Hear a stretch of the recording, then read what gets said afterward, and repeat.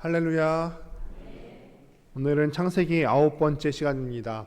하나님을 이해하기 어려울 때, 하나님을 이해하기 어려울 때라는 제목으로 하나님의 말씀을 증거하도록 하겠습니다.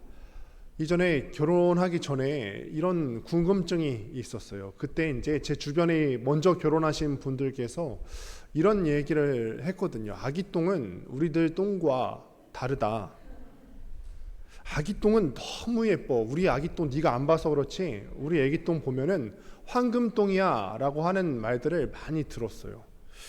어떤 부분은 그렇게 얘기를 해요. 우리 아기 똥은 황금똥인데 이 냄새가 구수한데 구수함을 넘어서서 맛있어 보이기까지 한다. 약간 너무 지나치죠. 근데 그렇게 말하는 사람들도 있었어요. 그래서 늘 그게 궁금했어요. 나는 똥이 참 더러운데 나중에 내가 아이를 낳으면은 기저귀를 잘 갈아줄 수 있을까? 그게 늘 고민이었거든요. 궁금하던 차에 마침 그 즈음에 아이를 낳은 그 형님 목사님 한 분이 계셔갖고 그 형님 댁에 가게 되었어요. 그리고 함께 야식을 먹고 다시 한번 진지하게 물었습니다. 형님 아이를 낳으신 지 얼마 안 됐는데 정말 그 기저귀를 볼 때마다 응가를 할 때마다 그렇게 변이 예쁩니까? 그랬더니 그 형님께서 대답합니다. 진지하게 그 형님이 농담하시는 분이 아니신데 진지한 표정으로 근엄하게 말합니다. 아기 똥은 우리들 똥과 달라. 아기 똥은 정말 냄새도 안 나고 너무 예쁜 똥이야 라고 얘기하는 거예요. 그리고 야식을 다 먹고 이제 얼마나 시간이 흘렀을까. 드디어 제가 기다리던 응가 시간이 왔습니다. 이 아이가 배변을 한 거예요. 너무 궁금했어요. 정말 아기 똥이 냄새가 안 날까? 예쁠까? 황금똥일까? 구수할까? 제가 한번 기저귀를 가는 그 장면을 옆에서 지켜보러 가까이 가봤어요. 그리고 보는데 순간 저는 야식을 먹은 것을 후회했어요. 제가 보기에는 황금똥이고 뭐고 똥은 똥이지 그 이상의 것이 아니었어요. 제가 그렇다고 아기를 사랑하지 않는 게 아니에요. 제가 참 아이를 예뻐하거든요. 아기들을 너무 예뻐합니다. 그런데 저와 그 형님 선배 목사님의 차이가 무엇일까요? 저는 아이를 예뻐하지만 그 정도까지만 예뻐하는 거죠. 똥까지 예뻐할 수는 없는 거예요. 그런데 그 부모님은 자기가 부모님 된 입장으로서 어느 한 부분을 제외하지 않고 모든 부분들이 다 사랑스럽다라는 것이죠. 똥까지 예쁘다는데 무슨 말이 더 필요할까요? 부모가 그 아이를 볼 때 똥까지 황금똥까지 똥으로 보일 정도로 예쁘다는데 더 이상 무슨 말이 필요하겠습니까? 이것을 다른 말로 우리는 사랑이라고 합니다. 사랑. 우리가 어떤 사람을 사랑한다고 할 때 이 사람의 어떤 한 부분을 제외해놓고 사랑한다고 하면은 이거는 사랑이 아니라 이기심이에요. 저 사람 보면은 내가 다 좋은데 너는 다 좋은데 이것만 빼고 다 좋아. 가끔 그런 경우를 우리가 마주하죠. 그런데 이거는 사랑이 아니라 그 사람의 이기심이에요. 이것까지 내가 원하는 대로 네 모습이 됐으면 좋겠다 하는 이기심이죠. 진정한 사랑이라고 하는 것은 그 사람의 어떤 있는 그대로를 전적으로 수용해 주는 것, 이것을 우리는 사랑이라고 합니다. 사랑은 전적으로 수용해 주는 거예요. 한 부분을 제외하지 않고 전부 다 설령 그것이 더러운 것이라 할지라도 전적으로 수용해 주는 것, 우리는 그것을 사랑이라고 합니다. 우리가 계속해서 지금 창세기 말씀 벌써 9번째 시간까지 왔는데 창세기 말씀에 나오는 아브라함의 인생을 통해서 무엇을 살펴볼 수가 있습니까? 하나님께서 전적으로 수용해 주시는 것, 하나님께서 전적으로 사랑해 주시는 것을 우리가 볼 수가 있죠. 아브라함의 인생을 살펴보면은 그는 정말로 우리가 원래 알던 대로 믿음의 조상답게 처음부터 늘 성공만 했던 인생일까요? 그렇지 않습니다. 아브라함의 인생을 살펴보면은 계속해서 실패했어요. 때로는 그의 모습을 보면은 이 사람이 정말 우리가 알던 그 믿음의 조상이 맞나 싶을 정도로 계속해서 무너지는 모습을 우리가 볼 수 있어요. 그런데 이 아브라함의 그의 신앙 여정 가운데 숱하게 넘어지는 가운데에서도 하나님께서는 그를 수용해 주시더라는 말입니다. 이게 참 놀랍지 않습니까? 우리가 이 하나님을 알아가는 것을 바로 신앙이라고 하죠. 신앙생활이라고 하는 것은 무엇이냐면은 하나님을 알아가는 것입니다. 신앙생활이 하나님을 알아가는 것인데 마치 철없던 자식이 부모님의 마음을 하나 둘씩 알아가듯이 우리가 이전에는 하나님의 마음을 전혀 알지 못했고 우리의 삶 가운데 하나님 왜 이러시지 이해하지 못했던 부분들을 신앙의 눈을 넓혀감으로써 하나님을 알아가는 것, 우리는 이것을 신앙생활이라고 한다는 것이죠. 자식이 철이 없으면은 처음에는 부모님이 왜 저런 뜻을 갖고 계시는지, 왜 저런 말씀을 하시는지, 왜 매를 대시는지 알 수가 없어요. 마찬가지로 성도도 철이 없으면은 하나님께서 내 인생 가운데 왜 이런 일을 허락하시는지 알 수가 없고, 내 인생 가운데서는 예수 믿는다고 하면서 왜 이런 일들이 일어나는지 이해할 수 없는 일들이 많이 일어납니다. 그런데 이 철이 없던 자식이 세상을 살아가면서 부모님의 마음을 하나둘씩 알아가듯이 철이 없던 성도들도 하나둘씩 하나님의 마음을 이해하기 시작하는데 이것을 신앙의 성숙이라고 한다는 것이죠. 우리의 신앙생활이 마찬가지입니다. 지난 시간까지 다루었던 아브라함의 인생을 한번 간략하게 생각해 보도록 하겠습니다. 아브라함이 처음에 등장하던 때가 창세기 10장이에요. 창세기 10장에 하나님께서 아브라함을 부르시고 아브라함은 인생 처음으로 엄청나게 놀라운 여정을 시작하게 됩니다. 하나님께서 아브라함에게 부르시면서 뭐라고 말씀하셨죠? 너 원래 살던 집, 그 본토 친척 고향집을 떠나라. 네가 그 갈대아 우르 땅에서 쌓아놓았던 그것들 있지, 재물도 있을 것이고 평판도 있을 것이고 인맥도 있을 것인데 그거 다 떠나서 내가 너에게 지시하는 그 땅으로 가라. 너에게 복을 줄 것이고 자식을 줄 건데 하늘의 별처럼 많은 자식을 줄 것이고 바닷가의 모래처럼 많은 자식을 줄 거다. 그리고 내가 너로 만민의 복의 근원이 되게 해주겠다 말씀하셨어요.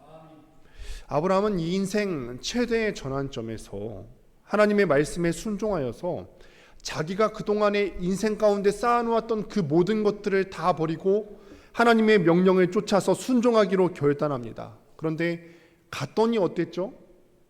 하나님께서 젖과 꿀이 흐르는 땅에 가라고 했는데 갔더니 어땠죠? 축복이 아니라 고난이 기다리고 있어요. 젖과 꿀이 분명히 흐른다고 했는데 젖과 꿀이 흐르기는커녕 그 가나안 땅 가운데 기근이 흐르고 있습니다.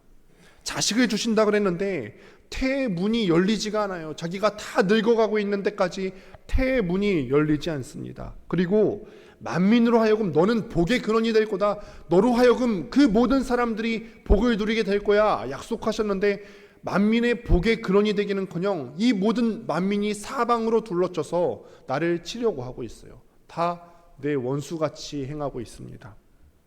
여러분, 이 아브라함의 고난, 분명히 하나님께서 떠나라고 하셨으면은 너 본토 친척 고향집을 떠나야 돼 말씀하셨으면은 나의 삶을 지켜주시고 인도해 주셔야 될 것 같은데 아브라함에게 있어서 이런 고난이 닥쳐올 때 얼마나 황당했을까요? 아브라함 생각에서는 이런 마음이 들지 않았을까요? 하나님께서 떠나라고 하셨으면은 책임져 주셔야지 왜 나의 삶 가운데 이런 일들이 일어난단 말입니까? 이해할 수가 없습니다. 이런 마음이 들지 않았을까요? 하나님 한 분 믿고 어디로 가야 할지도 모르는데 그 갈대아 우르 땅에 쌓아놓았던 그 모든 것들을 다 버리고 떠나왔는데 하나님께서 책임져 주셔야지 이게 웬 말입니까? 아브라함이 당황스럽지 않았을까? 하나님께서 모든 것을 주시겠다고 했는데 와봤더니 아무것도 없습니다. 왜 하나님께서 아브라함을 그렇게 인도해 가실까요? 가면은 모든 것을 다 풍성하게 주셔야 될 것 같은 게 바로 우리 생각인데 하나님은 왜 아브라함에게 약속하셨는데 그런 고난이 기다리게 하셨을까요? 이유는 하나죠. 이 아브라함이 하나님을 알았으면 좋겠다. 지금부터 너의 인생의 여정을 통하여서 네가 하나님이 어떤 분이신지를 알았으면 좋겠다. 내가 어떤 분인지 알았으면 좋겠다. 그래서 여호수아 24장 14절에 이렇게 말하는데 같이 한번 읽어보도록 하겠습니다. 시작. 그러므로 이제는 여호와를 경외하며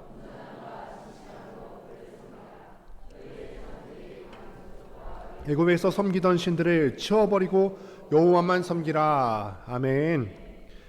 너희 조상들이 강 저편에서 섬겼던 것들이 무엇입니까?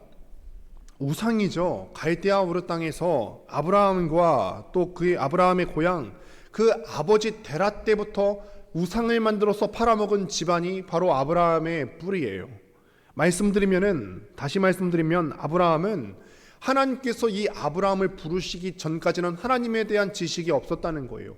하나님이 어떤 분이신지를 몰랐다는 것입니다. 그 가문이 그랬어요.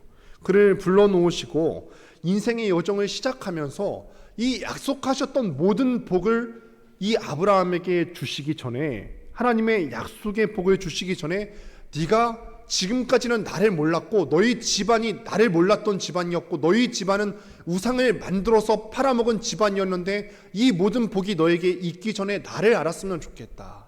하나님을 알았으면 좋겠다. 이것을 원하셨다는 거예요. 왜 그렇죠? 하나님을 모르고 하나님이 약속하셨던 복을 받으면 그 사람이 어떻게 될까요? 이 복이 하나님으로부터 온 줄을 알까요? 모르지요. 하나님을 모르는 채로 우리에게 복이 주어지면은 이 복이 하나님께로부터 오는 줄을 모르기 때문에 하나님을 먼저 아는 것이 중요하다는 것입니다. 하나님께서 약속하신 젖과 꿀이 흐르는 땅에 들어가기 전에 뭐 하라고 그러십니까? 하나님께 기도하고 하나님과 의논하고 인생 가운데서 전적으로 나를 수용해 주시는 그 하나님에 대해서 알아갈 수 있는 시간과 그 모든 과정들을 그 인생 가운데 허락해 주시는 거죠. 그런데 아브라함은 그의 인생을 우리가 살펴보아서 알다시피 처음부터 그렇게 하지 않았어요. 애굽으로 도망갔죠. 애굽에서 갔더니 양식을 얻기 위해서 자기 아내인 그 사라를 자기 누이라고 속였습니다. 그런데 양식을 얻기는커녕 이 아내인 사라까지도 빼앗기고 말았어요. 하나님께서 급하게 역사하셔서 자기 아내인 이 사라를 바로의 침상에서 빼내오시고 양식과 재물을 주셔서 아브라함을 다시금 돌아오게 하셨습니다. 여기서 하나님께서 무엇을 보여주셨습니까?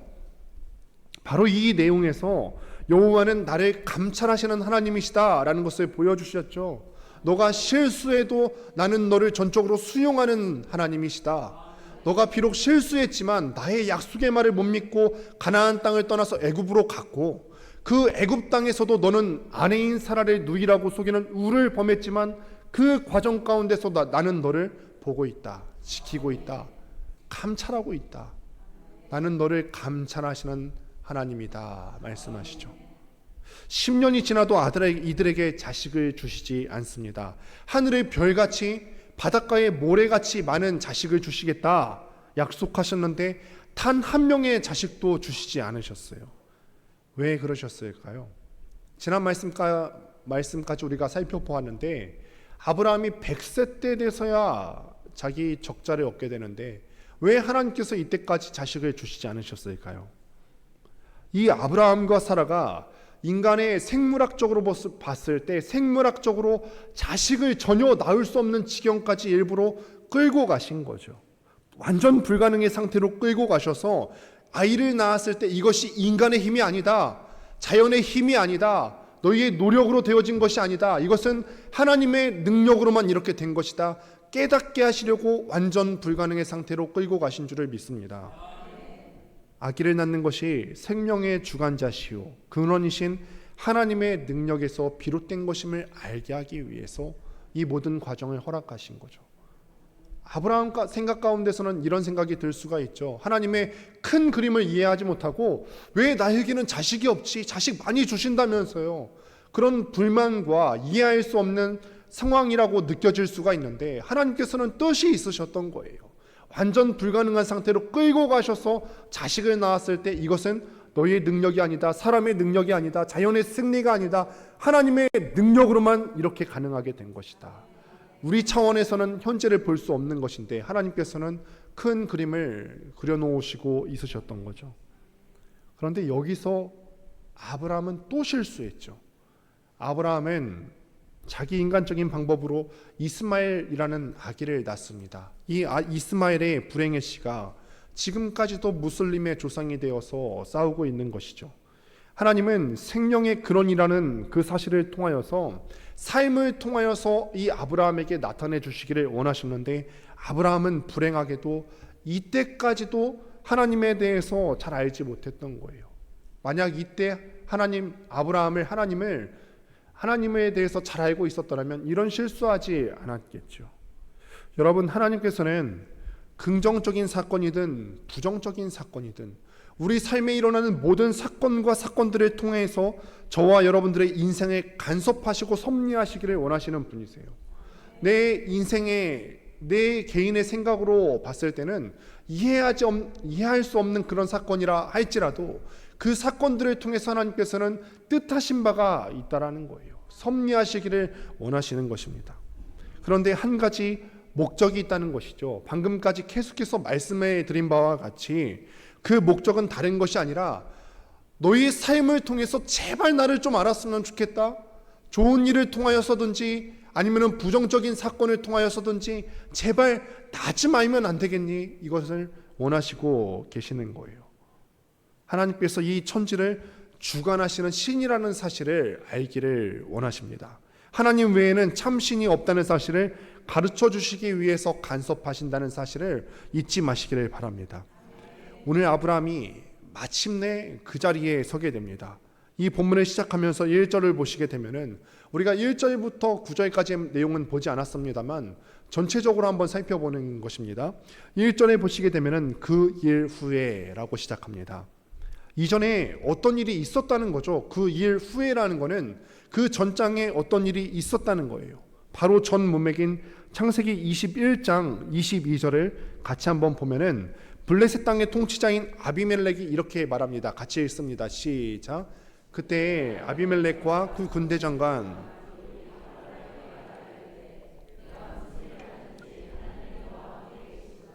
아멘. 그 전까지 이 아브라함 인생의 여정 가운데서 하나님께서 이 아브라함과 함께하고 계심을 체험해 왔습니다. 이게 다른 사람 눈에도 보이기 시작하는 거예요. 저 사람을 보니까 하나님이 저 사람과 함께 하시는 것이 보여. 여러분들의 삶을 보면은 여러분들 주변의 사람들이 그렇게 느끼십니까? 그렇게 느끼게 하고 계십니까? 저 사람을 보니까 하나님이 함께 하시는 게 보여. 우리의 인생이 그런 소리를 듣고 살아가고 계십니까? 이것이 우리에게 있어서 참 무겁고 어려운 숙제이죠. 저 사람의 인생을 보니까 하나님께서 저 사람을 통해서 만져가시고 예배해 주시는구나. 아브라함이 이렇게 준비가 되었다고 생각하셔서였을까? 하나님께서는 본문 1절을 보니까 시험하시려고 부르신다라고 그러시네요. 시험하신다. 여기서 시험이라고 하는 말은 영어 성경으로 보게 되면은 테스트라고 하는 단어가 쓰여지게 됩니다. 예전에도 한번 설명을 드린 바가 있는데 시험에는 두 가지 종류가 있습니다. 먼저는 마귀가 우리를 시험할 때는 왜 시험할까요? 완전히 무너뜨리려고 시험합니다. 이 시험을 통해서 얘가 좀 어려운 과정을 통과하는 과정을 통해서 성장했으면 좋겠어. 이게 아니라 마귀는 우리를 시험할 때 완전히 무너뜨리려고 시험하고 유혹합니다. 이거를 템테이션이라고 하는 영어 단어로 쓰여지게 됩니다. 그런데 하나님께서 우리에게 시험하시고자 하는 종류는 다른 종류죠. 마치 학교에서 시험을 보는 것과 같습니다. 우리가 학교에서 시험을 볼 때는 그 시험을 통해서 때로는 틀리는 과정을 통하여서 학생들이 무엇인가를 얻어갔으면 좋겠다는 의도가 있지 않습니까? 마찬가지로 하나님께서 우리에게 시험하시려고 할 때는 테스트, 이것을 통해서 연단하시고 자라가게 하시려는 하나님의 분명한 목적이 있습니다. 어디 한번 마침 봐라.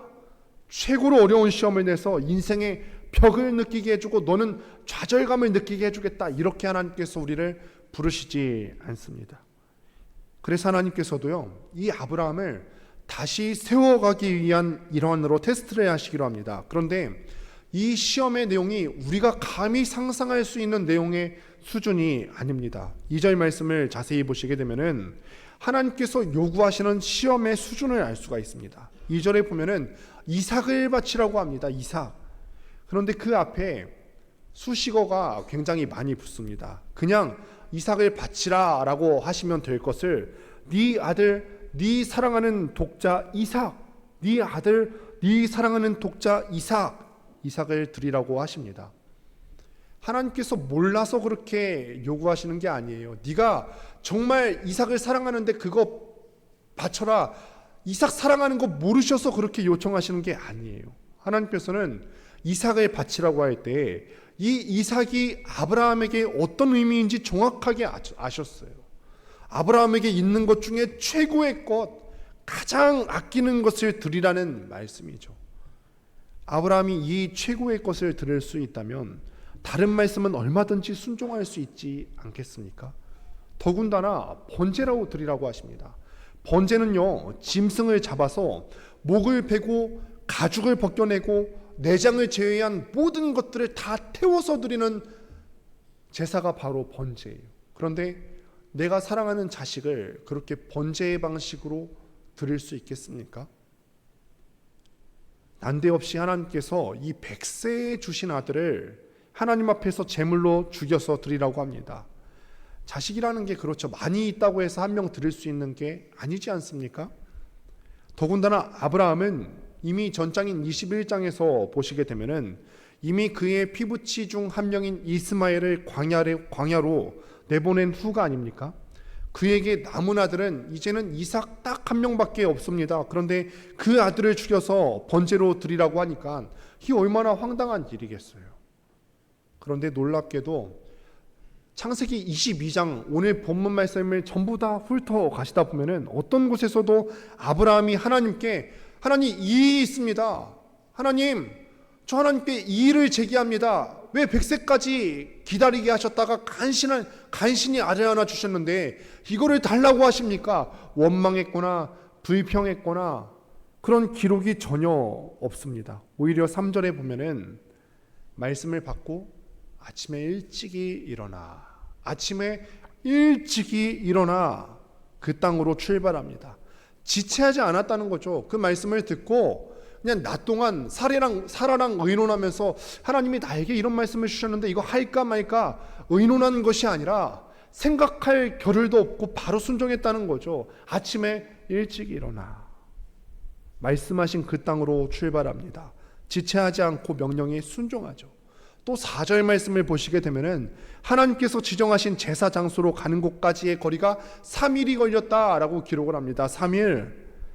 3일이면은 그 과정 가운데 어떤 일이 일어날 수 있을까요? 자식을 바치려고 3일 동안 막 가는 거예요. 그런데 그 가는 동안 얘는 어차피 바쳐질 아니까 이제부터 정떼기를 해야 되겠다 이렇게 갈까요? 아니에요. 숱하게 자식과 눈을 마주치면서 가겠죠. 3일이라는 시간 동안 계속 자녀들과 그 자녀와 함께 눈을 마주치며 갈 겁니다. 그런데 그 눈을 바라볼 때 이 아비 마음이 어땠을까요? 흔들릴 수 있는 시간 아니었을까요? 충분히 이 아브라함 마음이 흔들렸을 수도 있어요. 지금이라도 그냥 돌아갈까? 이 눈을 바라보면서 내가 얘를 어떻게 바치지? 그런 마음이 있지 않았을까요? 그럼에도 불구하고 아브라함이 그 길을 걸었습니다. 왜 걸을 수 있었을까요? 왜 그렇죠? 아브라함이 아들 눈망울을 보면 그렇게 할 수 없는데 하나님이 어떤 분이신지 이제 알았거든요. 이전에 이스마엘을 인간적인 방법으로 얻을 때까지만 해도 하나님에 대해서 몰랐는데 이제는 그 이삭을 바치라는 말씀에 아침이 일찍 일어나 순종할 정도로 하나님에 대해서 알고 있었고 3일 길 걸어갈 동안에 흔들리지 않을 정도로 하나님에 대해서 알았다는 거예요. 이제 하나님이 어떤 분이신지 내가 하나님을 조금 압니다. 오늘 본문을 시작하면서 1절에 그 일 후에 이 말로 시작한다고 했죠. 그럼 오늘의 일이 있기 전에 이 아브라함이 경험해서 알게 된 하나님은 어떤 분이십니까? 늘 보호하시고 늘 함께 해주시는 하나님 아니십니까? 때로는 내가 실수하고 나의 결점이 있는 와중에도 나를 보호하셨던, 감찰하셨던 하나님 아니십니까? 전적으로 나를 수용하셨던 하나님 아닐까요? 심지어 아브라함이 지속적인 실패의 모습을 보임에도 불구하고 변함없이 그를 품어주시고 기다려주셨던 하나님 아닙니까? 아브라함이 경험했던 하나님은요, 자신에게 아픔을 주기 위해서 너 한번 아파봐라, 그 이삭을 그래서 데려가시는 하나님이 아니에요. 그래서 5절 말씀을 보면은 아주 확신의 참말로 이렇게 기록하게 되는데 5절을 같이 한번 읽어보도록 하겠습니다. 시작. 여기서 기다려라. 여기서 보면은 이 3일 길을 가서 모리아 땅에 이르렀을 때 아브라함이 종들에게 말합니다. 얘들아, 여기서 기다려. 내가 이삭하고 하나님께 예배한 후에 우리가 너희에게로 돌아오리라. 여러분, 원래 이삭을 바치고 나면은, 이삭이 죽고 나면 자기 혼자 돌아오는 게 맞잖아요. 그런데 오늘 본문에서 아브라함이 종들에게 말할 때는 분명하게 우리라고 얘기해요. 복수 형태로 얘기해요. 혼자 오지 않고 이삭도 살아서 온다는 말이에요.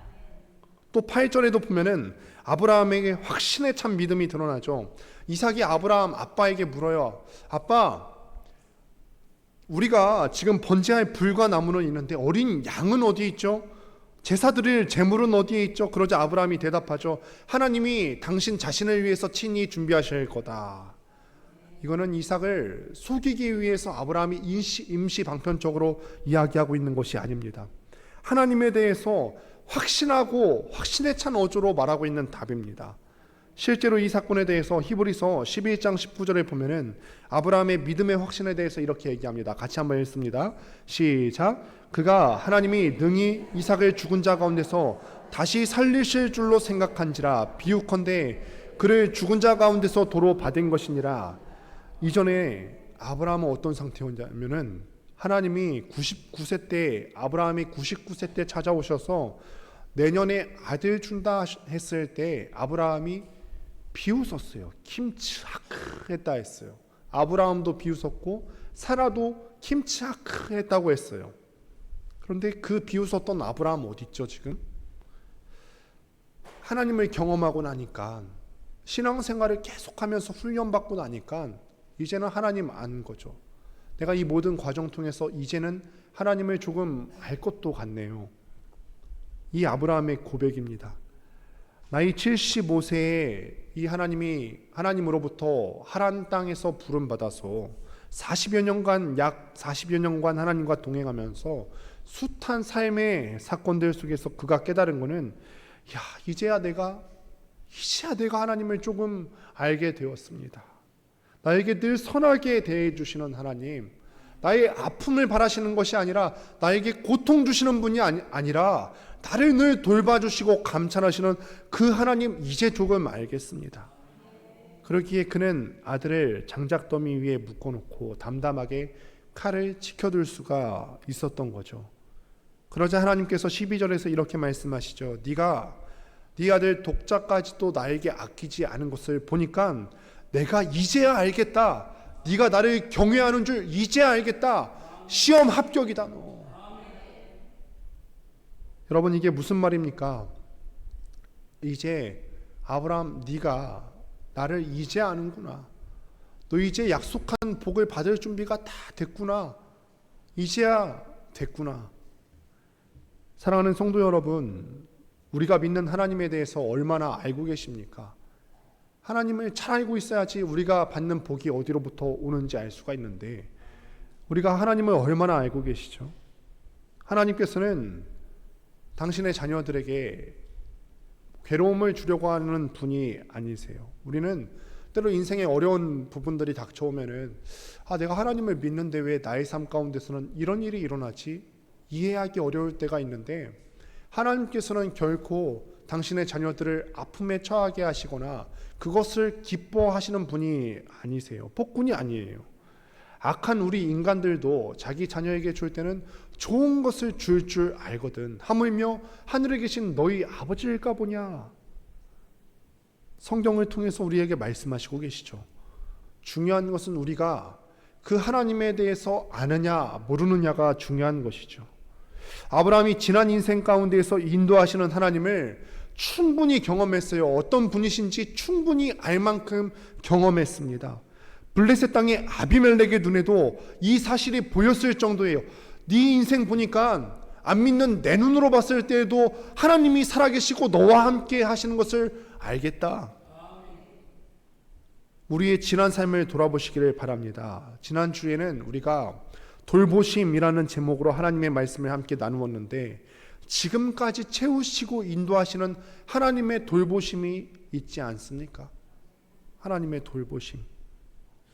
1절과 11절을 보시게 되면은 하나님께서 아브라함을 부르셨어요. 1절과 11절을 보시게 되면은 하나님께서 아브라함을 부르시죠. 그때 아브라함이 대답합니다. 내가 여기 있습니다. Here I am. 내가 여기 있습니다. 부르실 때는 그렇게 대답하는 게 맞죠. 내가 여기 있습니다. 그런데 정작 내가 여기 있다. 내가 여기 있다라고 끊임없이 말씀하시는 분은 하나님 아니실까요? 제가 아이들과 밖에 외출을 하면은 아직 작은 아이까지는 화장실에 같이 가줘야 됩니다. 아주 어릴 적에는 화장실 칸 안에까지 같이 들어갔어요. 제가 그저 서론에 시작하면서 똥 얘기부터 해갖고 똥 얘기만 하는데, 그전에는 내가 이 기저귀를 갈 수 있을까 싶었는데 이제는 화장실 칸 안까지 같이 들어가서 똥 누는 장면까지 다 봐야 돼요. 근데 이제는 좀 컸더니 이제는 문 밖에서 기다리라고 해요. 그러면 안에서 수시로 목소리가 들려요. 아빠 거기 있어? 계속 물어봐요. 친절하게 대답해주면 좋았을 텐데 안 그럴 때가 많죠. 아, 있다니까. 밖에서 그렇게 대답해요. 아니면은 좀 지혜로운 아빠라면은 먼저 아이가 묻기 전에 계속 표시해주죠. 소리를 내준다든지, 아니면은 노래를 불러주죠. 노래를 불러줘요. 하나님은 우리들에게 이런 아빠신 줄로 믿습니다. 지난 시간에도 말씀드렸지만 창세기를 기록하던 그 시점은 가나안 땅을 향하여 가던 여정 중에 모세가 이스라엘 사람들을 가르치는 겁니다. 창세기를 포함해서 모세의 오경에서 모세는 지난 일들을 다시 한번 되짚어요. 이런 역사 가운데 이런 일들이 있지 않았니? 하나님께서 애굽에서 430년 동안이나 노예 생활을 하는 이스라엘 사람들을 출애굽시키셨습니다. 이스라엘 사람들에게 출애굽시키시면서 하나님께서 반복해서 이스라엘 사람들에게 말씀하시면서 알려주시는 바가 있는데, 이로써 내가 참 하나님인 줄 너희로 알게 하리라. 이거를 하나님께서 말씀하시고 가르치고 싶으셨던 거죠. 이로써 내가 참 하나님인 줄 너희로 알게 하리라. 내가 어떤 분인 줄 너희가 알아야 되겠다. 가나안 땅에 들어갈 건데 가나안 땅에 들어가기 전에 너희가 확실히 알아야 될 게 하나 있다. 내가 어떤 분인 줄 너희가 알아야 된다. 430년 동안 노예 생활을 한 이스라엘 사람들에게 중요한 것은 적과 꿀이 흐르는 가나안 땅이 아니라 그보다 앞서서 먼저 자신들을 창조하시고 섭리하시고 인도하시는 하나님이 누군지 아는 것이 그 무엇보다도 가장 시급한 것이었습니다. 그들은 조금만 힘들면 원망하고, 왜 나에게 고기 안 주시죠? 애굽 땅에서는 부추와 참외도 먹었는데 부추 참외 어디 있죠? 심지어 불평하고 모세를 죽이려고까지 하였습니다. 그때마다 그들에게 그런 결점을 하나님께서 전적으로 수용해 주시면서 하시는 말씀이, 이로써 내가 참 하나님인 줄을 너희로 알게 하리라. 아빠 여기 있다 말씀하시는 거죠. 그들이 힘든 여정을 가고 있을 때 하나님께서 내가 여기 있다, Here I am, 아빠 여기 있다 말씀하시는 거죠. 여러분, 하나님의 소원은 한 가지입니다. 저와 여러분들께서 하나님을 알기를 원하신다는 것입니다. 그러므로 그리스도인이란 무엇이냐면 그냥 주일에만 나와서 예배의 자리만 채우는 것이 아니라 인생의 모든 다가오는 사건을 통하여서 이거를 그냥 우연스럽게 받아들이는 것이 아니라 모든 사건을 통해서 하나님을 알아가는 사람이 그리스도인이에요. 이 일이 일어났을 때 도저히 하나님을 이해할 수가 없는데 그리 생각하지 마시고 이것을 주신 하나님의 뜻이 있을 거다. 이 모든 과정이 해결됐을 때는 그만큼 하나님에 대해서 깨닫는 사람이 그리스도인이죠. 각 교회마다 제자 훈련을 하고 여러 가지 훈련의 과정들이 있는데 결국은 하나님을 알아가는 것에 목적이 있는 것입니다. 그렇게 하나님을 알아가는 삶을 살 때 간증이 끊어지지 않는 삶을 살게 될 것입니다. 하나님께서 하나뿐인 아들 이삭을 바치라고 할 때 그에게 고통 주려고 하신 것이 아니라 그 가운데서도 13절에 숫 양을 예배해 주셨어요. 그의 평생에 하나님은 늘 이런 분이시죠. 늘 함께 하시고 늘 예배하시고 늘 대안을 주시고. 그런데 아브라함에게만 이런 분이실까요? 이게 우리에겐 중요한 거잖아요. 이게 그냥 스토리로 끝나면 안 되는 거잖아요. 우리의 이야기여야 되지 않겠습니까? 모든 인류에게 예비하시는 하나님이시죠. 창세기 3장을 보면은 인류가 처음으로 죄를 짓는 장면이 창세기 3장 나오죠. 그런데 놀랍게도 하나님께서는 지체하지 않으시고 죄 문제를 바로 그 장에서 해결해 주십니다. 다음 장으로 채 넘어가기도 전에요. 다음 장으로 채 넘어가기도 전에 창세기 3장 15절에 예수님을 언급하세요. 그리고 오늘 본문 17절 18절을 통해서 인류에게 처음에게 하셨던 그 약속을 재확인하십니다. 사람이 처음으로 죄를 지었을 때 3장에서 죄를 짓는데 얼마나 마음이 간절하시고 얼마나 예비해 주시기를 원하셨는지 한 장이 채 넘어가기도 전에 3장 15절에 예수님에 대해서 말씀해 놓으시고선 그 약속에 대해서 오늘 본문 17절 18절에 대해서 다시 한번 재확인하십니다. 17절과 18절을 보면은 아브라함이 시험을 통과한 후에 하나님께서 인류에 대해서 복을 약속해 주시는데 네 씨가 대적의 성문을 차지하게 될 것이다. 이때 씨는 단수 형태로 쓰이게 되는데 그냥 수많은 후손들을 얘기하는 것이 아니라 정확하게 아브라함의 후손으로 오실 그분 한 분 예수 그리스도를 지칭하는 거예요.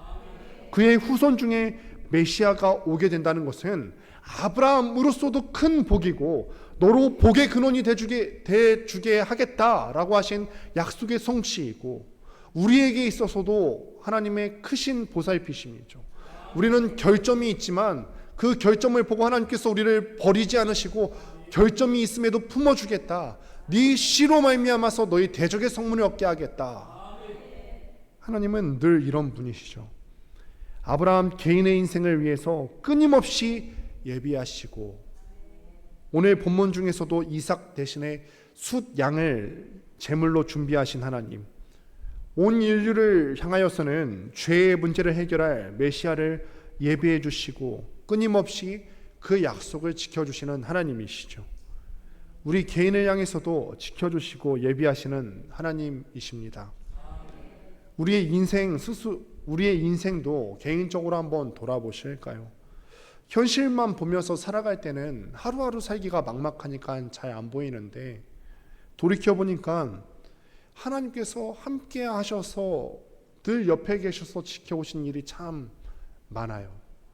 우리가 감사할 줄 몰라서 그렇지. 그래서 때로는 요즘은 그게 참 좋아요. 감사 노트라고 하는 것이 시중에도 나오거든요. 감사 노트를 늘 적어보시면은 내 인생 가운데 하나님께서 이렇게 감사할 만한 일들을 주시는구나. 이게 굉장히 좋습니다. 돌이켜보면은 은혜였네요. 그 하나님께 우리가 볼 반응은 무엇이냐면 의탁이죠. 의탁이라는 말을 사전적으로 찾아보니까 남을 신뢰하고 온전히 의존함이라는 뜻을 갖고 있어요. 남을 신뢰하고 온전히 의존함. 하나님께서 하나님에 대해서 더 이상 의심하지 않는 거예요. 때로는 인생 가운데 어려운 일이 닥쳤을 때 하나님 왜 이러시지 의심하는 게 아니라 내가 하나님을 조금 알고 보니까 이런 과정 가운데서도 하나님은 뭔가 뜻이 있으셔. 의탁하는 것입니다. 오늘 본문에서 아브라함이 이삭을 바치라는 요구에도 덤덤하게 순종할 수 있었던 이유가 무엇입니까? 이제는 하나님에 대해서 알았기 때문이죠. 하나님이 어떤 분이시고 어떤 능력이 있으신 분이신지 알겠다는 것입니다. 이 하나님께라면 말씀하시는 모든 것에 대해서 내 고집 부리는 것이 아니라 힘을 빼고 순종하는 것, 의탁할 수 있다는 것입니다. 이제는 우리 모두가 하나님을 아시고 의탁했으면 좋겠습니다. 선하신 하나님을 신뢰한다면서 왜 모든 일에 대해서 두려워하면서 전전긍긍하십니까? 왜 조금만 어려움이 생기면은 너 도저히 하나님을 이해할 수 없겠는데 왜 불평하십니까? 아직도 하나님께서 나와 함께 하신다는 것이 믿어지지 않으십니까? 사랑하는 여러분, 말씀을 맺습니다. 말씀을 마무리합니다. 우리는 종종 살아가면서 하나님을 이해하기 어려울 때가 많습니다. 그럴 때를 실제적으로 많이 만나죠. 내 육신에 병이 들었을 때라든지 어떤 가정 가운데 문제가 있을 때라든지 아니면 관계 가운데 문제가 있을 때라든지 그 앞에서 우리는 늘 불평할 때가 많이 있었어요. 지금까지는 하나님에 대해서 잘 몰랐기 때문에 불평했어요. 왜 내 삶 가운데서는 신앙생활을 한다고 하는데 내가 왜 예수를 믿는다고 하면서도 내 인생 가운데는 이런 일들이 많지? 그럴 때마다 우리가 멈추어 서서 하나님이 어떤 분이신지를 생각하고 알아가셨으면 좋겠습니다. 하나님께서는 어떤 분이시냐면 과거의 모든 순간순간마다 여러분과 함께 해오셨어요. Here I am. 내가 여기 있다. 내가 여기 있다. 하나님을 안다고 하면서 의심하고 신뢰하지 못했던 그 모든 마음들을 내려놓으시기를 바랍니다. 한 치 앞도 보이지 않는 순간일지라도 주님께서 하나님께서 나와 함께 하심을 믿으면서 담대하게 이번 한 주도 살아갈 수 있게 되기를 주님의 이름으로 축원드립니다. 우리 시간에 함께